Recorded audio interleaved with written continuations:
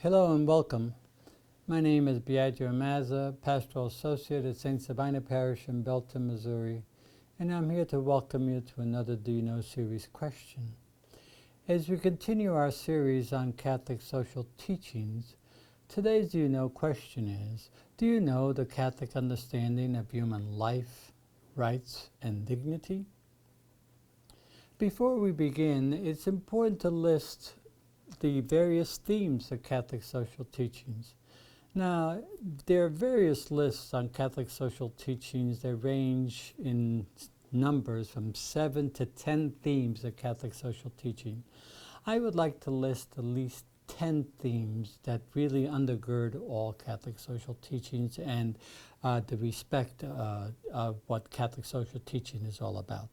So the 10 themes of Catholic social teachings are the dignity and rights of the human person, solidarity, the common good and participation, family life, subsidiarity, the role of government and higher institutions, the dignity of work, rights of workers, and support of labor unions, universal purpose of goods, preferential option for the poor, promotion of peace and disarmament, care for God's creation, global solidarity, and economic development. So these are various themes that are surface in whenever we talk about Catholic social teachings. Today our focus will be on the Catholic understanding of human life, rights, and dignity.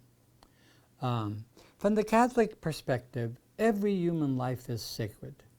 Every human life has dignity and has rights that need to be honored and respected. The sanctity of life and its dignity is the inherent in all Catholic social teachings. It's the foundational, it's the bedrock of all Catholic social teachings. Every institution, as a matter of fact, from Catholic social teaching is to be judged on the basis of whether it enhances and promotes human life and dignity and rights, or whether it threatens or undermines those rights and that dignity. So human life and the dignity of human life is inherent to the human person simply because we've been created by God in God's very image and likeness. And as a result, that inherent dignity is the dignity and value of all persons. And therefore human life, every life is precious, and human life is to be protected from conception to death and everything in between. Cardinal Joseph Bernardin, back in the 1980s, promoted and spoke about our approach in Catholic social teaching as a consistent ethic of life. He used the image of the seamless garment from John's Passion narrative to understand that all of life and the dignity and respect and rights of all human persons, they're all connected. They can't be separated or just focus on one. It's all interconnected.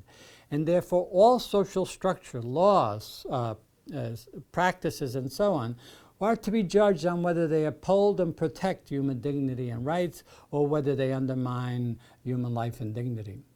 As a result of human life and dignity and worth, all human beings are equal, and all have equal rights. They are not to be dominated, exploited, or treated unfairly or unjustly. For example, the war and violence really violates the very dignity of every human being and worth of every human being. The role of society and government is to continually to promote justice, living with justice, so that we can establish peace. So as we talk about human rights and dignity, there are 4 key challenges for any society or nation when talking about human dignity and human rights. And I'd like to list those 4 challenges for us. The first challenge would be the challenge of how will we protect in law the rights to life of all people, especially the vulnerable, from beginning to the end of life. What do we do to root out prejudice, racism, sexism, and all other isms in our social institutions? How will we expand the social and economic opportunities to all racial and ethnic groups, blacks, Native Americans, Asians, Hispanics, and many others? And how will we extend dignity and equality to all persons, regardless of social status, including refugees, immigrants, the poor, and powerless?